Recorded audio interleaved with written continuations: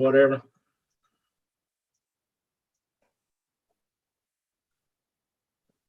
All right, we're live on YouTube. I can see it in the corner. So call a meeting to order at 4:31 p.m., the regular board meeting. First order of business would be the approval of the minutes of the December 16th, 2021 meeting. I have a motion to approve. Motion to approve. I'll second. Right. Bill and Barry, two B's. So got that out of the way. All right. In accordance with ordinance number 2021-02, paragraph 34.018, subparagraph A reads, the Board of Public Utilities shall elect one of its members as its chairman at its January meeting. The committee shall serve for, the chairman shall serve for a term of 2 calendar years and may be reelected without limitations. And for your information, whatever the board chooses to do, but I am willing to continue to serve in that position for another 2 years. What's the board's pleasure? Nominate Dan Seals as chairman of our committee here, our group.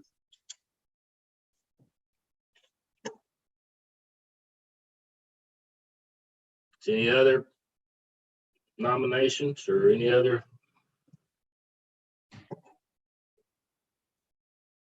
I move we close nominations.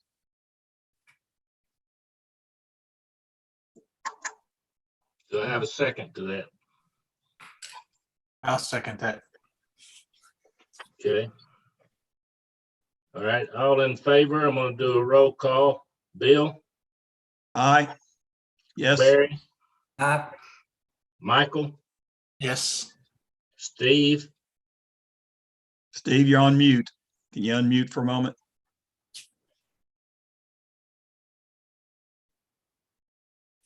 May have lost him. Yeah, I don't see him at the top. Okay. I think he's on now. Aye. Aye. Okay. All right. Aye. Thank you, Motion. Steve. Motion carries. So I will continue to serve as chairman for the next 2 years. You forgot discussion. Thank you, Dan, for your efforts over the years, and look forward to you leading us the next 2. Okay. Thank you very much. Okay. Next order of business for this evening, financial review. Everything is continuing to be on track as far as the revenues and the expenditures as per the budget. We've had some high maintenance items in the sewer area, but so it's showing a little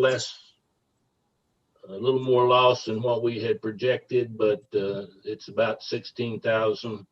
So it's not that great. Cash flow position at the end of the year was $1,245,000.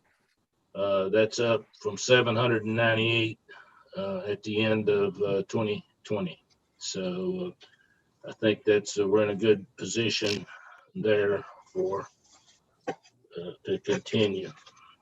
Just commenting on the water and sewer documents, the third column, I really like the variance percentage on where we stand. We're about halfway through the fiscal year, and it does look pretty good.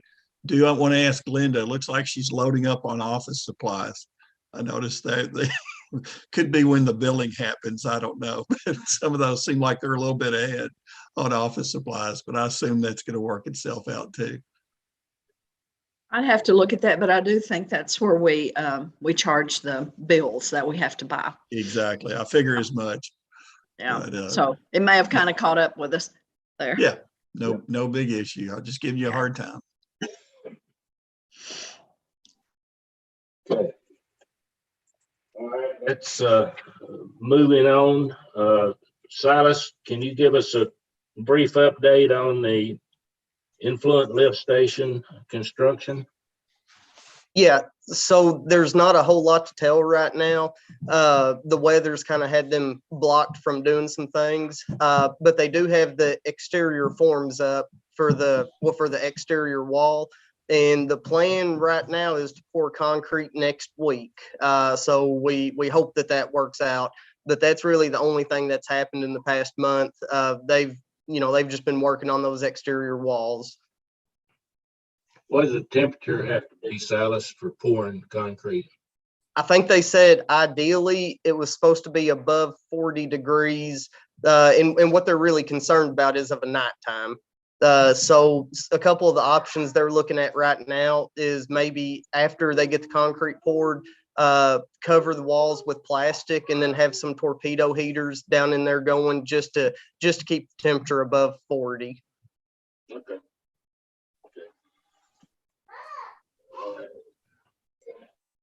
All right, next item on the agenda, we've got some upcoming water projects that we need to get reviewed and approved by Gene to proceed with those. They're in the budget and we're getting close to the end of the budget year here. 6 months will be gone before we know it. And also springtime construction. So Silas wanted to get these out, get them approved. And so Silas, tell us about them. Okay, so and I don't have the agenda in front of me. I don't have a printer at my house. So one of the items was the US 62 and O'Reilly's water main. So I really have nothing to bring to y'all at this point on it, but I do want to let everybody know that the engineering work, he's almost completed the engineering on it. We got the preliminary stuff in that showed us the map and, some different options. Right now we're weighing the pros and cons to each option to kind of see, what the best one's going to be. Now, whenever we did the initial discussion on the O'Reilly's water main, the estimate came back at $225,000, and that was done on March 31st of 2021. So I'm sure that estimate is pretty close, but my gut tells me whenever we actually see it, it is going to be a little bit higher. Now we did budget for this project, to be able to pay for it, just out of the funds that we have, no financing needed. And whenever we get a little more information, I'll definitely keep you all posted on that. So any questions over that one? What exactly does that involve? Okay. So, you know where O'Reilly's is at, Yes. O'Reilly's and Dairy Queen, that area. So the water main, our current water main, is actually exposed in two different places. Mhm. So on the Texas gas pipeline, we've got about a 12 to 15 foot section of water main that's exposed. And it's AC water main, so it's pretty brittle. We've only had one leak on it in the past couple of years, and it looks like where a piece of riprap just rolled off and hit the main. The second spot that's exposed is right in front of the liquor store. And what's so concerning about that is whenever you stand on top of the water main and line up with how it should be running, it's running pretty close to the building. It appears to us that it's running pretty close to the building. And even if it's not close to the building, it's still underneath a parking lot. So this whole project entails kind of rerouting the water main. We've got a couple of different options. One of them is to run up the edge of the Texas gas easement over like to the fire station and then run behind it. The other option that we're looking at is running it through the grassy area, which essentially is a retention basin, but running it through the grassy area that's located in between the liquor store and O'Reilly's. But also part of this project, so part of this project is going to be, we're putting in a few extra things for future use. So we've always had the idea about running another water main from the water tower down 62. So that would be one thing is, there's not going to be any 90s or any dead ends in the line. There's going to be T's where, say 10, 15 years down the road, we decide to go ahead and do other projects like that. It's already there that we can tie into and go on with. So, and another part of this is we'll have it's an 8-inch water main that's there right now, and we're going to replace it with an 8-inch.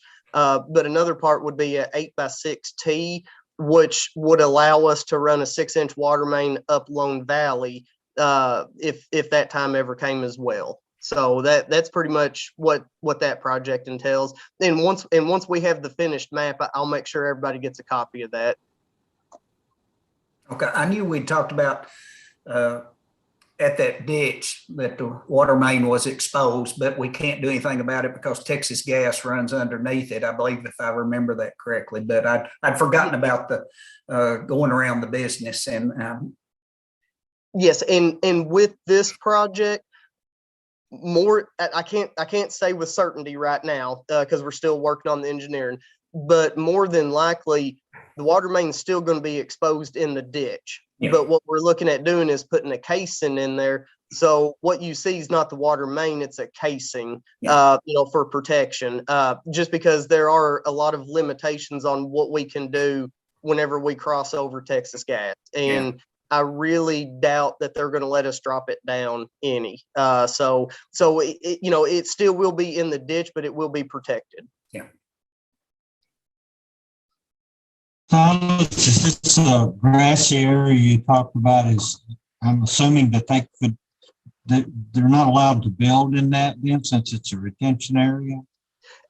That is my understanding, yes. Now I may be wrong about that, but that is my understanding is nothing can be built in that area because it is a retention basin. So if we put a line there, they can't come in there and blacktop over the top of it. Yes, that is my understanding.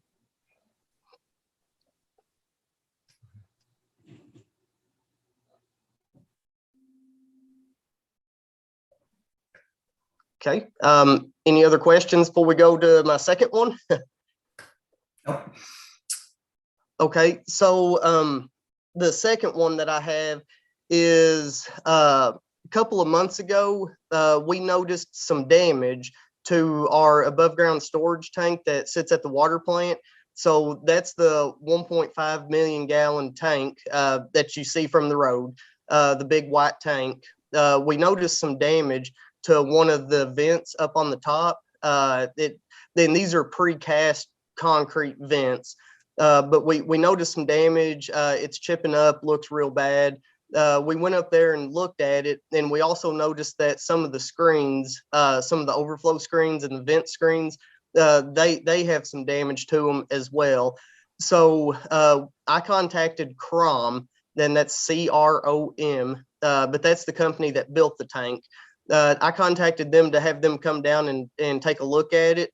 So they came down, took a look at it, told me that, absolutely they could, they can't fix the vent. They're going to have to make a new one and put it up there, and said, they can absolutely fix the screens.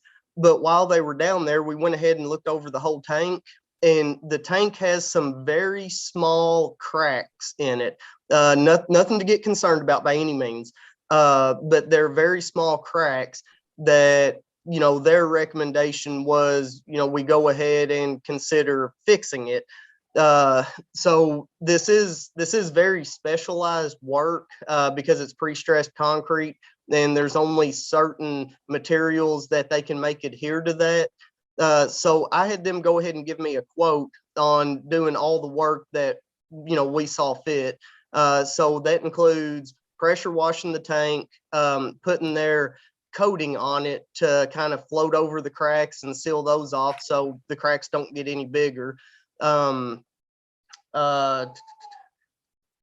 the special coating to seal the cracks, replace the overflow, go ahead and replace the screens, and then fix our, essentially we have a staff gauge on the front of it, and it works off of a pendulum system with a weight and a float and all that.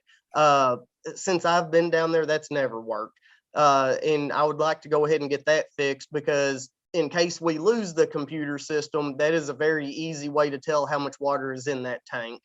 So they gave me a quote on fixing it, and the quote itself was $57,000, 117.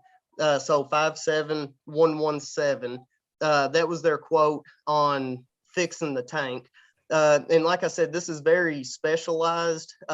This is the company that built the tank. They have all the drawings on it. They have all the specs. They know the material that was used, and they'll be able to match the material and be able to float in the cracks and, gain us a lot more life out of this tank. Because right now the cracks are so small, they can be fixed. But in the future, and what they were telling me was, if the crack was less than 1/64 of an inch, that they would be able to repair it. And all the cracks were much less than that. But they said, once you get over that, then you're looking at major repairs. And the way this structure is built is it's a bunch of wire. So there's steel panels in there that lock together. And then there's a bunch of wire that just, goes around and around and around and around. And that's what gives the tank the support, the support that it needs. So whenever you look at the tank, it looks like a concrete tank, but that's just the coating on it. The coating is very similar to concrete. So at this time, I would really like to go ahead and get the repair work done on the tank before it gets to the point that it's going to cost us much more money, before those cracks get any bigger. Now, while I had them down here, I had them go ahead and look at my filter building, because it's showing a lot of age on it. It's got a lot of black residue, algae, things like that. And I had them go ahead and look at it and give me a quote on pressure washing that and coating it, and essentially be coating it with a very similar product, because on the filter building, we can't just paint it, because behind the walls is drinking water. Now it's not treated, but there's still water that stays behind those walls. So we can't just come in and paint it like with a regular paint. Whenever they quoted that, they quoted it at about $13,000 to do the filter building, and that just seemed a little bit high to me for that small of a building. So I contacted Travis Construction, and I had them look at it, and I was able to give them the specs on the material that needs to be used to coat it. And Travis Construction was very familiar with the material. They've used it before. They actually just did a big job, I believe, in Katie's, doing one of their tanks. So, they were very familiar with the material. And whenever they got back to me, and they said $9,500. At this point, I can't tell you that there's any damage done to the filter building. The cleaning it up and putting the new coating on it would strictly be for aesthetics. So I'm open to suggestions on that by all means. I don't think it would kill us to wait a year. It just doesn't look as good as it needs to look. I definitely don't think we're going to gain any structural stability or, anything like that by putting this coating on that would strictly be for aesthetics. But on the ground storage tank, I highly recommend that, we maybe pass that recommendation on to the mayor and see if I can get my name on the list and get that fixed pretty quick. So I kind of jumped all over the place. So any questions, y'all just ask. Now, you said something to me, Silas, about maybe a diver going down and. Oh, Yes, yes. Thank you for bringing that up. Completely forgot. Part of that $57,000 quote included them sending a diver in the tank to look at the inside. And the reason I asked for that was I already have the company down here. Going in a drinking water tank is very specialized work. I can't just have any diving company come in and go down in there. Because they have to disinfect and, they have to make sure that they don't contaminate the water. But inside the tank, so with the diver going in there, it would be a full inspection of the tank, seeing what the walls look like, seeing what the base looks like, seeing if we have any sediment or anything like that in there. But also in the tank, there are 2 curtains. So the tank essentially is baffled, but it's baffled by curtains that just hang in there. And then they secure to the floor. And other places have seen damage where the fastener to the floor came loose and just sat there and kind of wallered a bigger hole. So that's why I had them include that in their quote, because they're already going to be here. I would really like to get the inside of that tank looked at. It's been 3 years since we've had it inspected. The inside of the tank. It's been 3 years. 3 years ago, the inspection came back great. There were no problems with the tank. They looked at everything. But that was a different company that did the inspection. And I would like to have Crom do the dive inspection because their people are very familiar with these tanks because they're the ones who build them. So that would be my recommendation is we go ahead and have them inspect it while they're here. Are we under any kind of requirement on an inspection frequency on that tank from any of our regulations? Right now, there is no requirement, but the state recommends getting tanks inspected. And we follow the recommendations. The water tower gets inspected every year.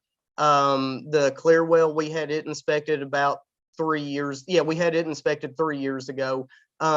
We do follow the recommendation, but right now there is no set in stone requirement. Would there be any kind of a ability to get a video, any imagery from that diver? Is he going to be able to do that, or will he just give you a report? No, every inspection that we get done, whether it's a diver or the robot, a lot of times we have the water tower inspected with a robot. Little submarine that floats around, but any inspection that is done comes with the full length video. So it starts with him putting his suit on, and then you see them, they hand him his helmet that has the camera on it. You see him go in the tank. The video doesn't stop until he comes out of the tank and he's standing in the bathtub getting sprayed down. So yes, it comes with a video and a written report. That sounds great. Thank you. Dan, remind me, any concerns on the cost of this in terms of getting it bid out? Greg, you might have to weigh in on that too. 57,000, is that something that we need to have? It falls, Bill, it does, and Greg can correct me if I'm wrong, but it does fall within the bid parameter, but because it is a specialty work and a single source, I don't know that we have to have it bid out. Okay. There's not too many people that can do that kind of work off the street or anything, so. Right. I don't know if we lost Greg or not. I don't see him up at the top, but. Yeah, Greg, you're muted. You're still muted, Greg. There we go. Now you got me? Yeah, we're under 424. We're under KRS 424, and the single source thing does not apply to us. So we do have to bid it. Many times it is a futile operation because there's only one bidder, but we do have to bid it. If it's over $30,000, if we anticipate it being over 30,000, we have to bid it. Okay. I remember there was some number around there. Yeah, I do remember the 30,000, and I know Silas and I talked about it, but we thought that because of the specialty nature and possibly only one source that could do it, that we wouldn't have to bid it, but Yeah. Yeah. If we only get, if we only get one bid, of course, we can accept that bid. If there are some other, if we only get one bid and we think there are some other alternatives, sometimes we can declare an emergency, or we can reject all bids and do it a different way. But we don't, that single source stuff goes with the model procurement code, and Calvert City is really too small to utilize the model procurement code. It's kind of complicated. And to date, Calvert City has chosen not to be a model procurement code city because it complicates, it makes things like this a little more difficult, but it makes all the rest of them a lot easier to not be a model procurement city. So bottom line is, even if we only have a single source, we still have to bid it and advertise it as though there were more sources, and see what the, see if anybody bids. And if nobody bids, then we've got some alternatives. okay. All right, well, Silas and I'll get together and see about getting a bid package out for that. deal. Okay. Okay. Everybody okay with that? Before we move on to the water well maintenance program? Silas, I have one question on the pipe extension at our discharge. I guess that's put off until a lower water level. Yes, that's correct. Okay. Yeah, we're not exactly under the gun yet on that one. We will have to do it this coming summer. High water, low water, it doesn't matter. We will have to do it this coming summer. The diffuser is all made. It's actually sitting at our shop right now. We have all the parts and pieces. And I've already spoke with the contractor that has done this type of work and is very familiar with it. And I mean, we have to get it in this summer, but we'll be able to do it.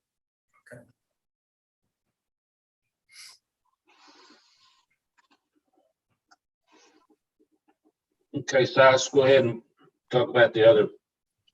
Okay, so the third thing that I wanted to bring to y'all tonight is I've been working on this for a little while and finally got numbers and all that. So Lane, there's a company called Lane, and we get a lot of service work done through them for our wells. Past couple of years, we've had them cleaning the wells, and any kind of work that needs to be done, we've had them do it. And I've been speaking with our contact at Lane about maybe potentially, looking at the option of doing a service contract. So what they came up with was every year get all of the wells flow tested. And then, they would do the service while they were here. So change the oil in the motors, grease the wells, adjust any packing, or put new packing in as need be.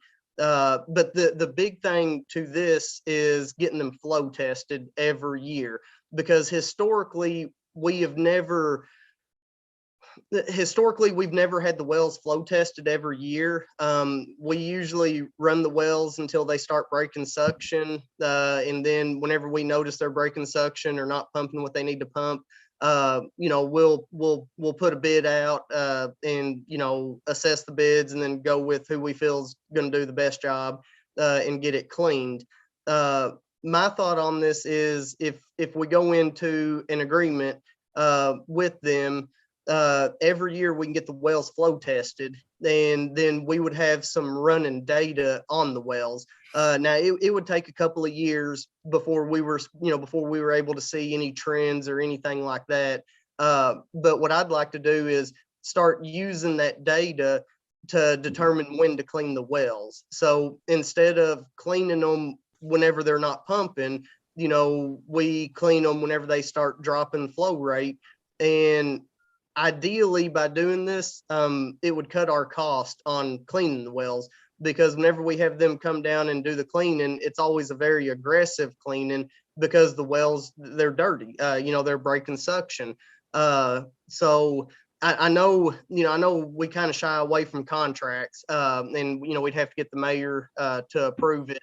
But by doing this, I really think that we would be able to save money in the long run, but we would also have a better idea of what the wells are doing, and we would have data to back it up. And what their price was, it was $600 per well.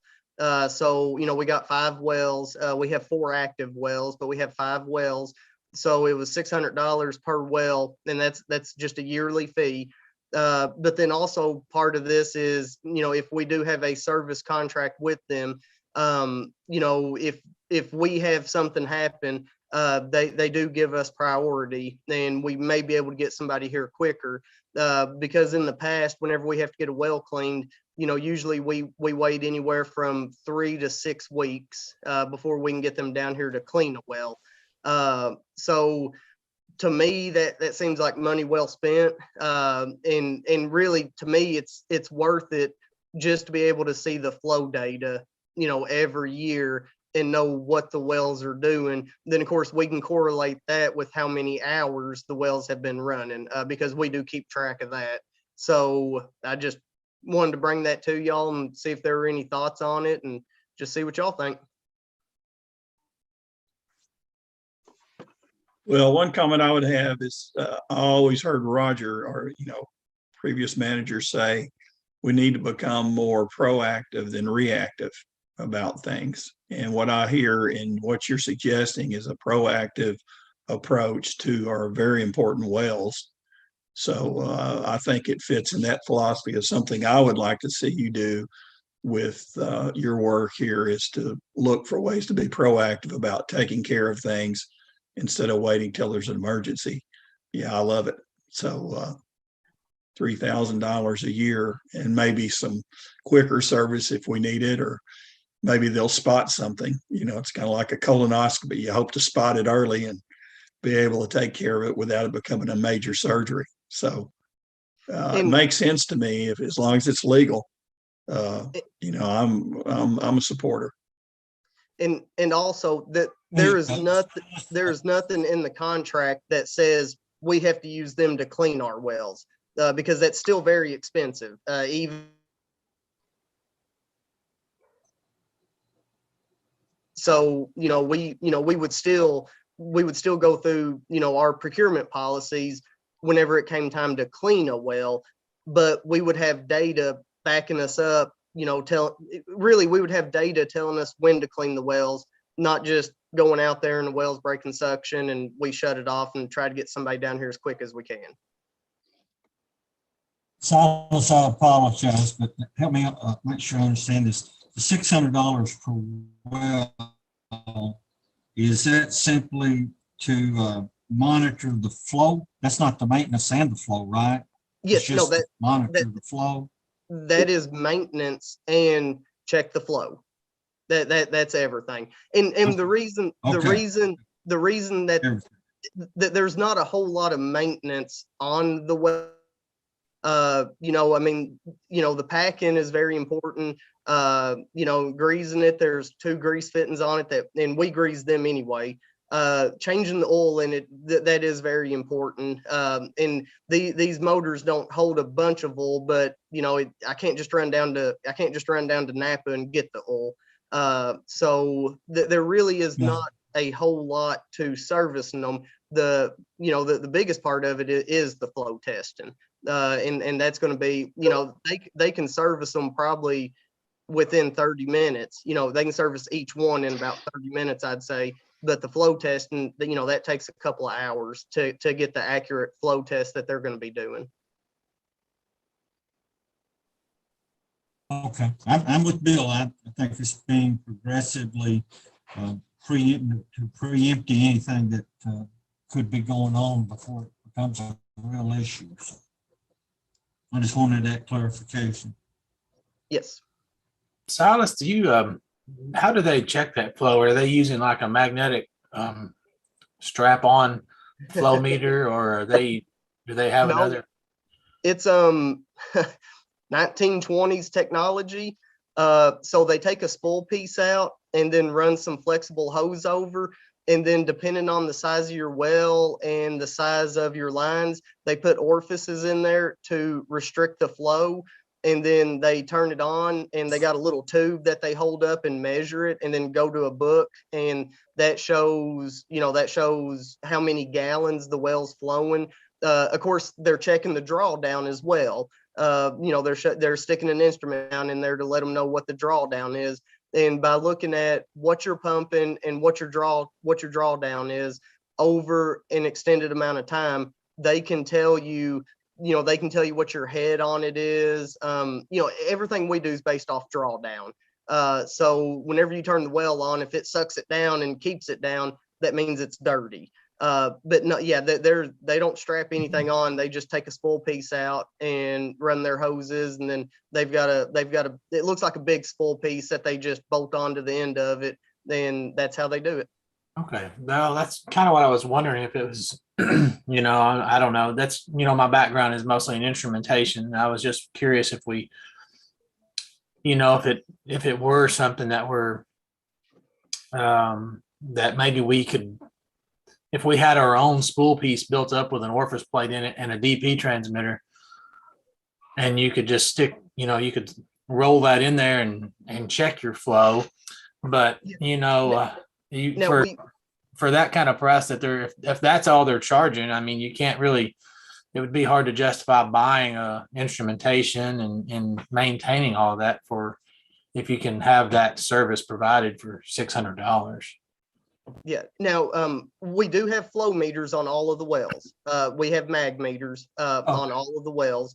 But it's hard for us to correlate the numbers off of the flow meter. And then, we can measure the drawdown, but it's hard for us to correlate that because they actually valve down to get a certain flow. So like they may test it, they'll do multiple tests. So they'll test it at 200 gallon a minute, 600 gallon a minute, 1,000 gallon a minute, or, whatever the well is rated at. And it's much easier with the equipment that they have. Yes, we do keep track of what they flow. But like where we run into problems is, our three main wells, they don't flow the same amount. So like if I turn one on by itself, yeah, my flows look great. But then whenever I turn a second well on, all of a sudden it's fighting, getting into the same line and my flows drop off, which is to be expected. But yes, with the equipment that they have, it's much easier and I'm not going to say it's quicker, but it's much easier for them to see a true representative sample of what's going on there. Okay. Yeah. Sounds good.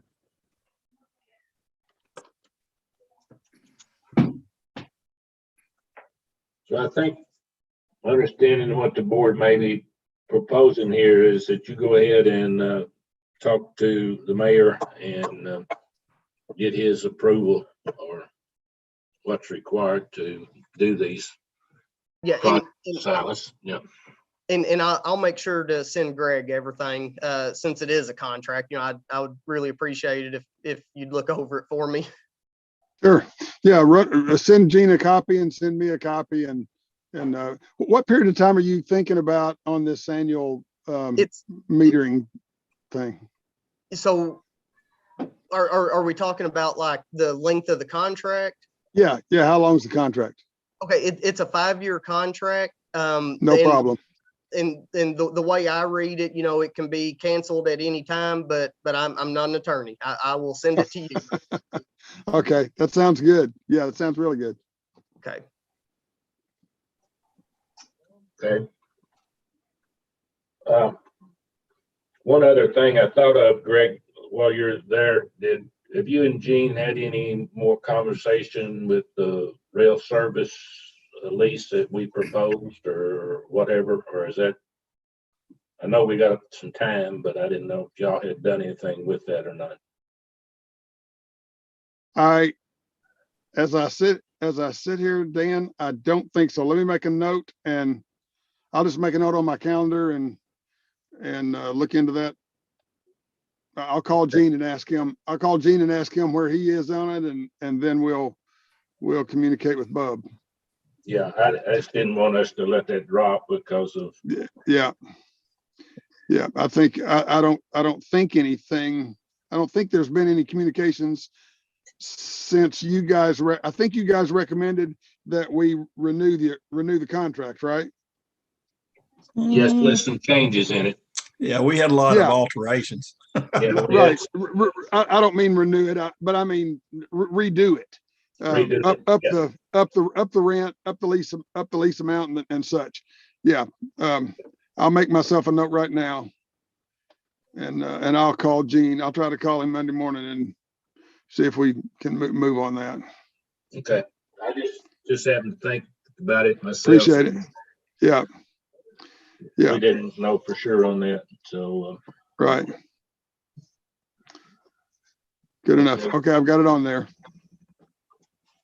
One other item that I put on the agenda for tonight to talk about going forward.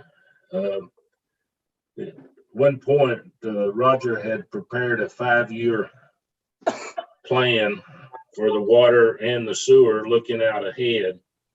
And I'm going to find that plan and bring it up and get copies made so that we can start looking at that, making plans for what we want to do 5 years out potentially, and see what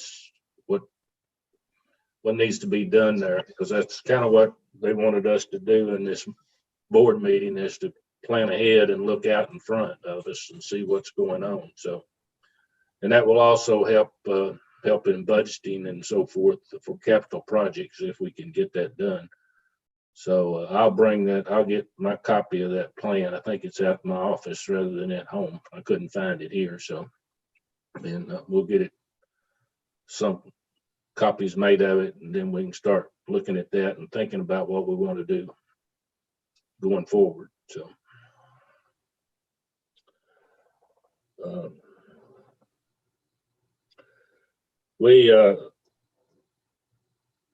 Silas and I had a conversation yesterday afternoon for a little while with Gene, and he is moving forward on the advisory committee approach for the new water plant and wants to get that back on the top burner and start working on that. We talked about it in length, and he gave us some ideas, and he has some ideas about what we need to do, such as reaching out to the various people at the industrial complex as to advise them what we're doing, see what kind of plans it may or may not have. I know we've talked about the softening not really maybe being a viable for them, but we want them to know and be in tune with what we're going to be doing relative to the plant, so that they can maybe pin that in 4 or 5 years down the road after it's built, that they may want to make a change for whatever reason. So just want to let them know we're here and what we're doing here, and so that they can put that in their coffers for looking at what they want to do if there's any advantage to them. So, but he's going to be getting that wrapped up, and hopefully we can get started back on that new plant area pretty quickly here. So.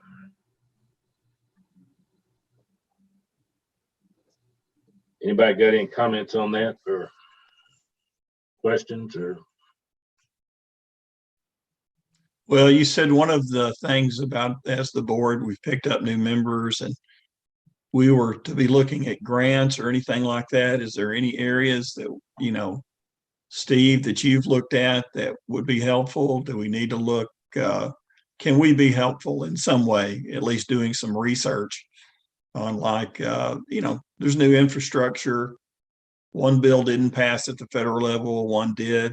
There seems to be a lot of cash coming down from the federal level, and I would hate for us not to take advantage of it. Any of it would be earmarked for things like we're trying to do, a huge new water plant, millions of dollars.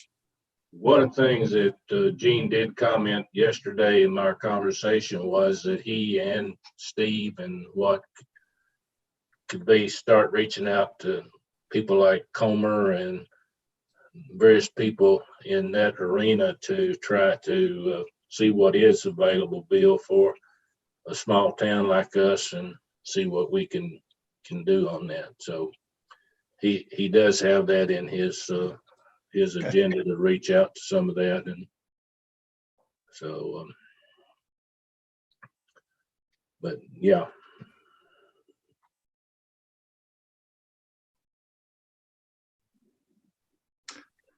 Just to change the subject, next month I'll be, God willing, in Belgium. And so it will be about, when you have this meeting, it'll be about 11 p.m. there. And I don't know if Zoom will Zoom across the ocean or not. So I may not be present. If it is, it'll be a Zoom call, and it'll be probably sketchy at best. Well, let us know, Bill, because we don't know for sure what's going to happen with the governor's executive orders and the attorney general's declarations that the governor's orders aren't worth the paper they're written on, and where Zoom meetings are going. We don't know. So, Okay. But that doesn't mean we can still do Zoom meetings. You just have to jump through more hoops. So if it looks like you are going to be available, be sure and communicate with the front office a couple of days ahead of time so they can do the required notifications. You have to do extra notifications if you're going to do a Zoom, if you're going to let a member Zoom in. okay.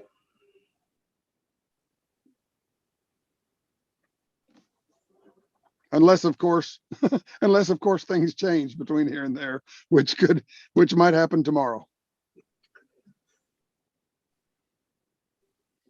Okay, we got any other items from board members? Give us a meter update, Silas, if you would, doing the meters the new way. Got all the meters in? Are you reading them like you hope to? Is it saving your staff any time? So right now, we still have about maybe 10 to 15% to get in. The help that we had after the tornado, the help that we had, they were helping in Mayfield. So we went about 3 weeks that we were not able to put meters in. On saving time, yes. I mean, I was able to read, well over 80% of our system. I was able to read that in about 5 hours compared to, 2 guys on the golf cart for 3 days. So saving time, yes. I do not have the numbers yet on, if we're seeing extra sales, from where we had so many dead meters in our system. I don't have those numbers yet. I'd like to give that at least 4 to 6 months. So that way we have a good representative sample of that. But yeah, on the saving time, this has saved more time than could be imagined. Well, great. I mean, and again, I go back to the proactive versus reactive. I hope that extra time can be used for proactive things, or to cut down on overtime if they let you guys get some more sleep in there, whatever. But let us know if you've thought through how to take advantage of some of that extra time, or gives you time to put out more fires, whatever. Just kind of get back to us on that if you would. Yes, sir. Yes, sir. I'd be happy to. Thanks. All right.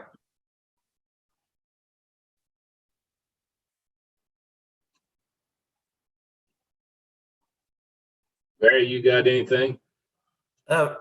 Since this is the first of the year, just some things that I would like us to be looking at, and maybe in one of the new guys, some of my suggestions may have already been addressed or may not be valid, and that's fine. If they're not, just speak up. That'll be good. But like the grant issue, does the city have anybody that is dedicated to looking at grants? Because sometimes if you just say, well, okay, we're going to look into it, well, who is going to look into it? And I think we're looking at possibly we could be saving a lot of money if we got these grants, but if no one is designated as, okay, this person is going to do it, and where are we at in this process? It just seems to move down the road, but nothing seems to be accomplished. So we may have somebody that does this and I'm not aware of it. That's just one question that I have. We don't, Barry. We don't have a dedicated grant writer Okay. or even grant seeker. Each little committee, you know, the airport board and the cemetery board and the streets, and each little group kind of looks for those things among their, you know, they get their staff to look for those things, but there's no one person committed and dedicated to that particular issue. Okay, well, let me ask you this.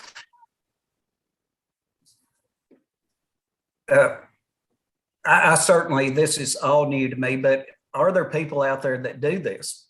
And would we be money ahead by hiring someone to do this? If somebody said, hey, I do grants and I can get you $1 million, I'll take 5% of it. That would seem to be a good thing if that's available. That may not be available. But there certainly are people out there that do that. There are people who do that.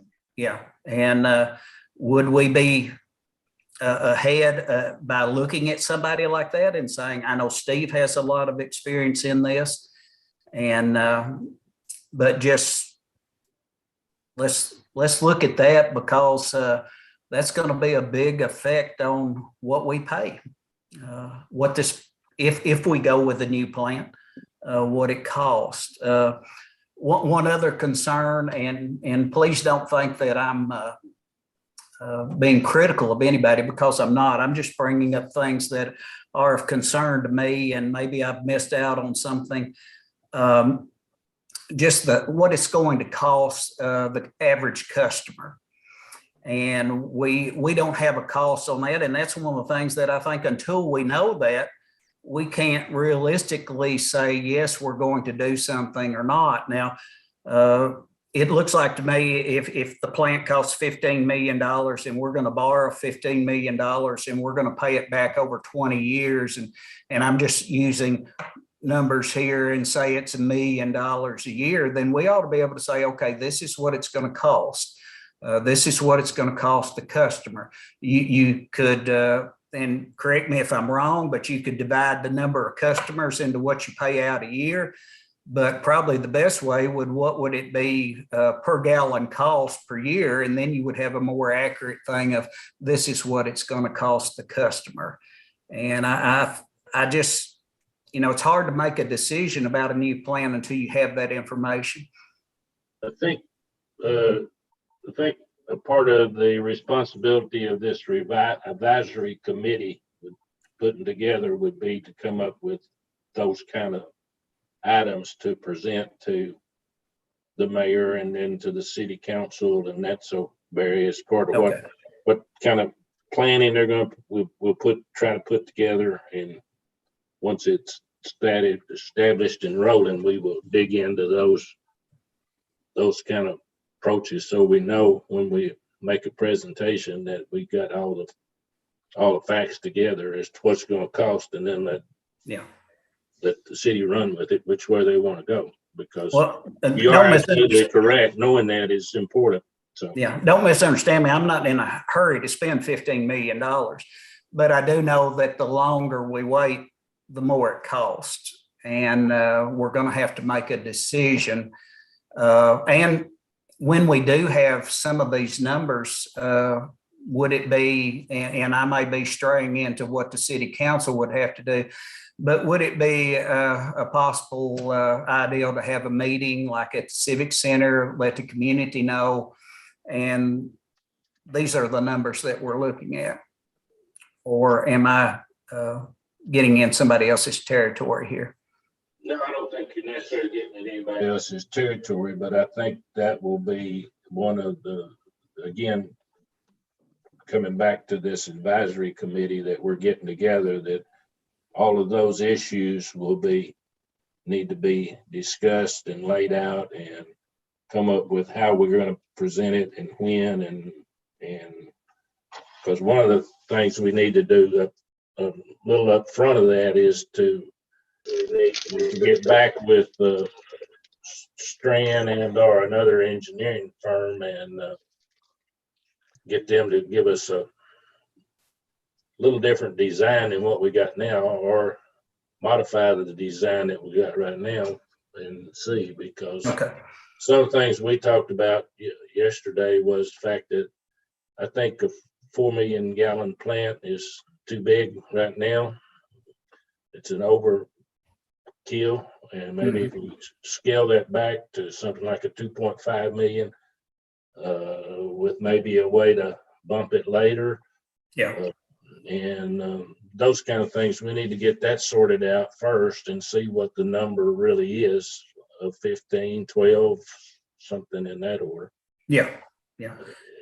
Those were just concerns, like I said, things that I had thought about, and some of my thinking may be flawed, but I was just wondering, where we stood on those things and what was available to us, and if some of those things would be possible. Bill's our math guy, so he can do the numbers. You don't want me figuring rates for anybody, but it is something that we have to know before we can, or at least I feel like before we can make a move. Unfortunately, I'm more theoretical than practical. I had trouble There's a job coming up for with you the in right amount government. of wallpaper rolls with my wife 20 years ago, and she's never let me forget it. All right, just figuring square footage is where you.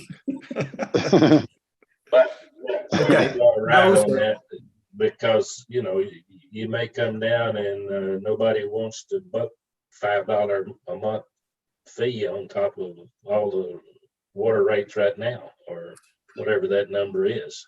Yeah, and as we talked about, our water rates are very reasonable, but we want to keep it as reasonable as we can, and we're all customers of this system.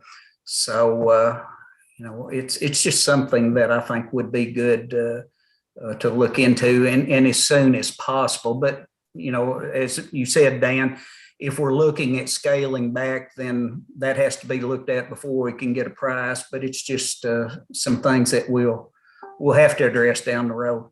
Yeah. So Dan, I have one quick question on our metering.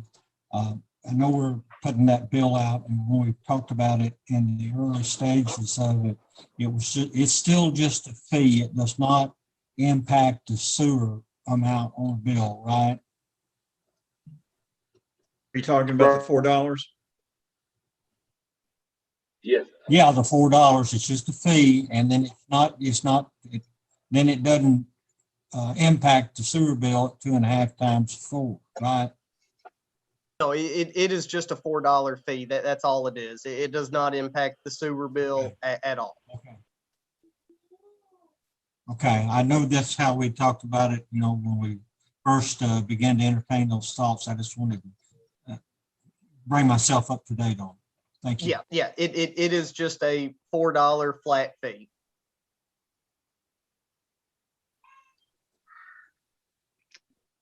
Steve, it actually just increased the water rate on each gallon of water by $4.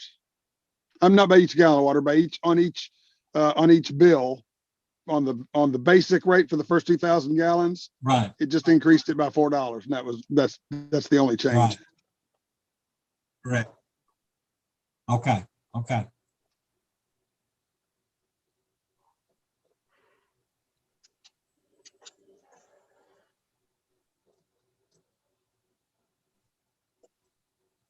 Michael, you got anything?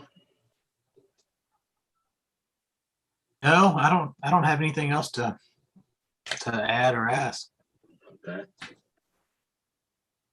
Steve, you got anything more? No, that's it. Just one more quick thing with the bills on the grants. As that money finally filters down, which it may take over a year for it to filter down, but it'll probably a lot of that will go to state agencies. So if we can stay on top of that, because there is specific language in that funding to go to water and sewer projects. I don't know how they will funnel that. Probably may not be a grant from the feds. It may be funneled through some kind of competitive process through the state groups on that. But we sure Makes stay sense. on top of it, for sure. Thanks, Steve. Hey, Steve, do you actually do that? Do you do that kind of work independently?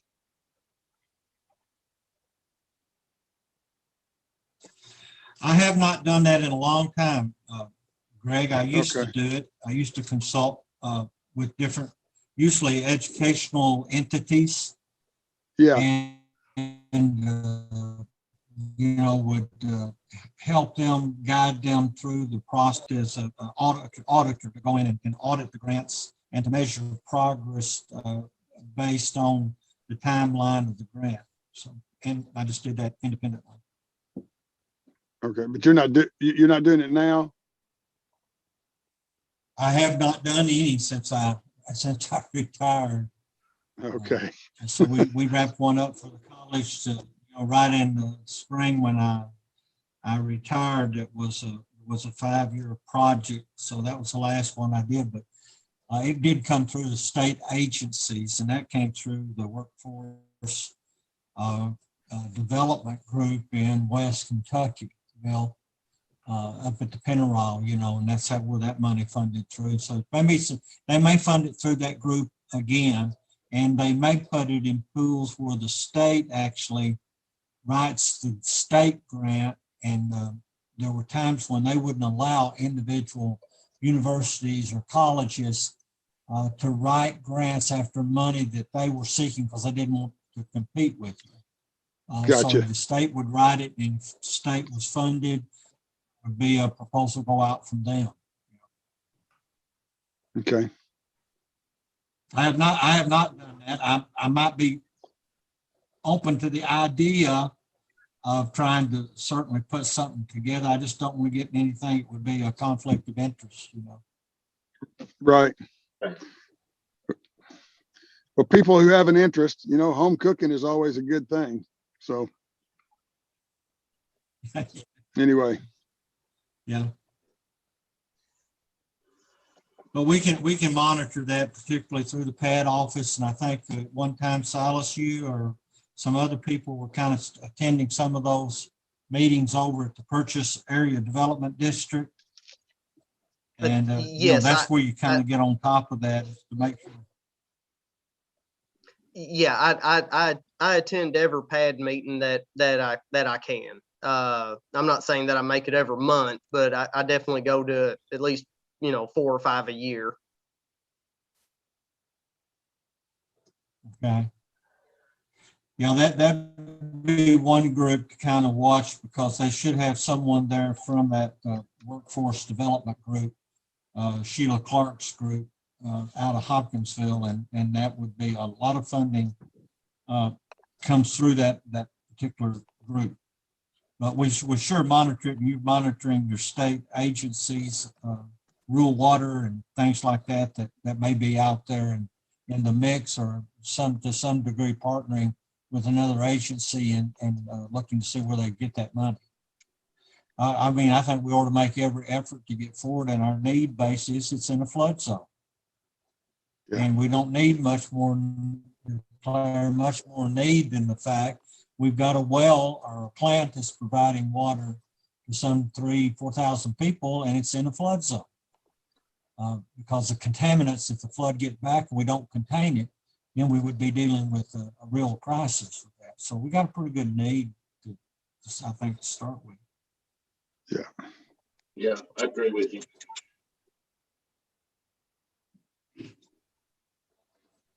I'm done. All right. No other business, no other comment, and need a motion to adjourn. Motion to adjourn. Okay. All right. Have a second? Second. Okay. All right. All in favor, say aye. Aye. Thank you. Y'all stay safe. Greg, drive carefully. We'll do it. Thank you, guys. Okay. Thanks. Happy 2022.